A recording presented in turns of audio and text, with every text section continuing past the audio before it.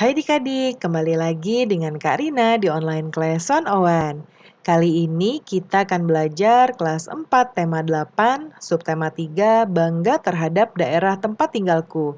Di pembelajaran 2 kita akan belajar bahasa Indonesia, IPA, dan SBDP di halaman 133 sampai dengan 140. Adik-adik gimana kabarnya hari ini? Semoga semuanya dalam keadaan sehat ya. Jangan lupa di subscribe dulu ya channel Karina, klik juga tombol notifikasinya supaya nggak ketinggalan video barunya, di like dan share juga boleh. Nah adik-adik kita mulai pembelajaran kita. Di sini ada Siti, katanya dia bangga sekali dengan daerah tempat tinggal keluarga besarku yaitu di Yogyakarta. Di Yogyakarta ada kampung yang terkenal dengan kerajinan gerabah namanya Kasongan. Dia terletak di Kabupaten Bantul di DIY atau Daerah Istimewa Yogyakarta. Nah, gerabah merupakan satu di antara karya 3 dimensi ya. Nah, yuk kita belajar bersama-sama adik-adik. Nih lihat, ada patung ya, patung yang seperti ini, lalu ada cangkir dan teko. Ini kendi, kemudian ini seperti lemari, ini ada tempat nasi ya, kemudian ada piring, sendok, gelas, lalu ini ada guci dan kerajinan. Nah adik-adik, ini adalah gambar 3 dimensi ya. Apa sih yang dimaksud dengan benda 3 dimensi? Tuliskan pendapatmu di sini. Nah, di sini ya, benda 3 dimensi. Ya, benda 3 dimensi adalah karya seni rupa yang memiliki panjang, lebar, dan tinggi, serta memiliki volume. Misalnya benda hias dan benda yang digunakan untuk memenuhi kebutuhan sehari-hari. Contohnya meja, kursi, lemari, vas bunga, gerabah, dan benda lain.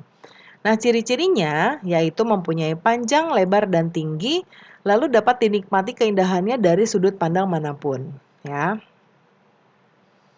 Nah, yang berikutnya adik-adik kita lihat di sini ada beberapa bacaan mengenai ditinjau dari jenis bendanya ada 3 jenis benda yang dituangkan dalam gambar 3 dimensi ya. Ada benda kubistis, benda silindris, dan benda bebas.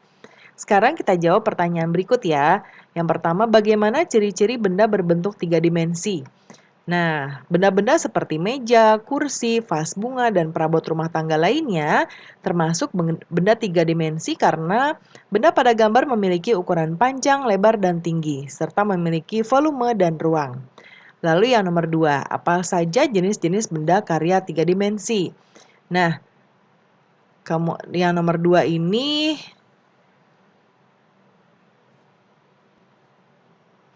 Nah, yang nomor 2 ini sudah Karina buatkan ya. Kalau tadi jawaban yang nomor 1 ya, keulang.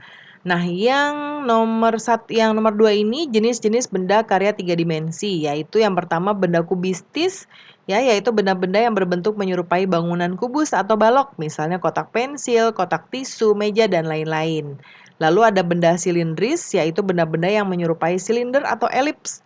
Contohnya botol, gelas, piring, mangkok, teko, dan guci. Benda bebas yaitu benda 3 dimensi yang digunakan untuk memenuhi kebutuhan sehari-hari ya. Nah, benda bebas adalah untuk benda bebas dia adalah benda-benda yang bentuknya tidak beraturan ya. Contohnya adalah buah-buahan, pepohonan, batu-batuan, dan benda lain. Yang ketiga, apa saja contoh lain dari benda 3 dimensi yang dapat ditemukan dalam lingkungan kehidupan sehari-hari? Nah, jawabannya yaitu contoh lainnya adalah patung, tugu, dan monumen. Bagaimana teknik dasar menggambar benda 3 dimensi?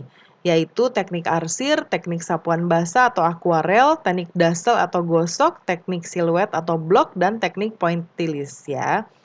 Nah, kemudian berikutnya kamu sudah memahami jenis-jenis benda yang bisa kamu tuangkan dalam gambar 3 dimensi. Sekarang perhatikan gambar ini ya. Nah, ini gambar 3 dimensi semua. Nah, kita diminta untuk mengelompokkan gambar-gambar ini berdasarkan jenisnya. Ya. Nah, kita akan lihat. Yang pertama benda kubistis yaitu yang nomor 1. Ya, 1 dan 9. Ya, bentuknya yang kotak atau balok ya, atau kubis. Kemudian yang silindris adalah yang nomor 2, yang seperti tabung. Kemudian 3 ini, kemudian nomor 4, kemudian nomor 5, dan nomor 7. Kemudian yang benda bebas adalah yang ini ya, ini seperti buah manggis sepertinya ya. Jadi bentuknya bebas gitu ya, tidak beraturan. Yang ke-8 ini juga gambar jeruk dan jagung. Ini yang ke-10 gambar ikan ya. Jadi yang ini benda bebas. Kemudian berikutnya adik-adik di sini kita lanjut ya. Ada beberapa bacaan di sini, bentuklah kelompok, lakukan kunjungan secara kelompok ke tempat pengrajin ya, lalu amati. Kemudian berikutnya, nah teko merupakan benda 3 dimensi. Saat kita melihat teko mengingatkan kita pada cerita Aladin dan lampu ajaib. Nah cerita Aladin ini adalah cerita fiksi ya. Nah sekarang adik-adik tuliskan cerita Aladin dan lampu ajaib ya. Nah ini Karina buatkan di sebelah kanan. Dahulu kala di kota Persia, ada seorang ibu tinggal dengan anak laki-lakinya yang bernama Aladin. Pada suatu hari, datanglah seorang laki-laki yang mengakui Aladin sebagai keponakannya. Aladin mengetahui bahwa laki-laki itu bukan pamannya melainkan penyihir. Laki-laki itu menyalakan api dengan kayu bakar dan mengucapkan mantra. Krak, seketika tanah itu berubah menjadi lubang seperti gua. Aladin diperintahkan untuk masuk ke dalam untuk mengambil lampu antik. Penyihir itu memberikan cincin untuk Aladin sebagai pelindungnya di dalam gua. Akhirnya Aladin pun turun untuk mengambil lampu. Setelah mengambil lampu, tiba-tiba pintu gua tertutup. Si penyihir lalu meninggalkan Aladin yang terkurung di dalam gua. Aladin menjadi sedih dan termenung sendiri di dalam gua. Aladin tanpa sengaja mengusap jari-jari pada lampu. Tiba-tiba muncullah seorang raksasa. Ternyata raksasa itu adalah peri cincin. Aladin meminta kepada peri cincin untuk membawakannya pulang ke rumah. Peri lampu itu akhirnya tinggal bersama Aladin dan ibunya. Suatu hari, ada putri raja lewat di depannya. Aladin pun langsung terpesona dan jatuh cinta. Aladin menceritakan keinginannya memperistri putri raja. Akhirnya Aladin dan putri raja itu menikah. Di luar sana, ternyata penyihir itu melihat semuanya dari bola kristalnya. Penyihir mendatangi istana Aladin dan berpura-pura menjual lampu. Tukarkan lampu lama Anda dengan yang baru. Nah, sang permaisuri melihat lampu ajaib Aladin sudah usang. Dia segera keluar untuk menukarkan yang baru. Lalu penyihir itu langsung menggosok-gosokkan lampu ajaib dan meminta peri lampu untuk membawa istana Aladin dan istrinya ke rumah. Ketika Aladin pulang dari berkeliling, ia terkejut, lalu memanggil peri cincin dan menyuruhnya untuk mengambil semua yang sudah diambil oleh penyihir, tapi peri cincin tidak dapat melakukan itu. Akhirnya Aladin yang akan mengambil semuanya, sesampainya di rumah penyihir menyelinap masuk ke kamar tidur tempat sang putri dikurung. Penyihir itu sedang tertidur karena terlalu banyak minum. Aladin segera mengambilnya dan memerintahkan peri lampu untuk membunuh penyihir itu. Akhirnya Aladin dan istrinya beserta peri lampu kembali ke Persia dan hidup bahagia. Itu contohnya ya adik-adik. Ini bisa kita cari di internet.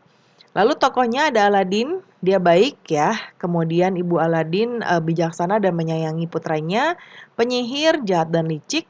Peri lampu patuh dan suka mengabulkan permintaan. Raja bijaksana dan menyayangi putrinya. Putri raja cerdas, pemberani dan sangat mencintai rakyatnya. Nah, berikutnya adik-adik kita akan mengamati gambar peristiwa ini. Ini adalah anak yang bermain ketapel ya. Nah, bermain ketapel ini ditarik karetnya seperti ini lalu dilepaskan ya. Kemudian paman menimba dengan ember. Nah, ini menimba seperti ini adik-adik mungkin kalau sekarang sudah jarang ya. Mungkin kalau di daerah Jawa, seperti Jawa sepertinya mungkin masih ada beberapa ya, tapi juga sudah tidak banyak. Kemudian ini perajin membuat gerabah ya. Dia bisa dibuat menjadi berbagai bentuk. Nah, kemudian bagaimana hubungan gerak dan gaya berkaitan dengan peristiwa tersebut? Nah, sekarang yang pertama, yang menimba. Yang menimba adalah gaya yang dikerjakan paman saat menarik tali timba mengakibatkan ember yang semula diam menjadi bergerak naik. Lalu yang anak kecil bermain ketapel ya, yang kedua, peristiwanya adalah gaya saat anak menarik ketapel dan melepaskannya mempengaruhi batu yang semula diam menjadi bergerak setelah dilontarkan dengan menggunakan ketapel. Kemudian yang ketiga, saat membuat gerabah, gaya yang dilakukan pengrajin saat membentuk tanah liat mengubah bentuk tanah liat menjadi gerabah. Berikutnya di bagian ayo renungkan. Yang pertama, apa yang dipelajari? Yang dipelajari adalah karya tari daerah, tokoh antagonis, dan protagonis, pengaruh gaya terhadap gerak benda. Lalu yang kedua, apakah kamu merasa senang dengan kegiatan yang kamu lakukan hari ini? Saya sangat merasa senang ya pada kegiatan yang dilakukan hari ini. Lalu, apakah kamu kesulitan dalam mengikuti kegiatan dalam pembelajaran hari ini? Saya tidak mengalami kesulitan pada saat melaksanakan pembelajaran. Nah, pembelajaran kita sudah selesai ya adik-adik. Semoga pembelajaran kita kali ini bisa bermanfaat. Jangan lupa di-subscribe, klik loncengnya supaya adik-adik tidak ketinggalan video baru, di-like dan share juga boleh. Terima kasih sudah menonton sampai akhir. Mohon dimaafkan apabila ada kesalahan dalam perkataan maupun dalam materi yang diberikan. Sampai jumpa di pembelajaran berikutnya.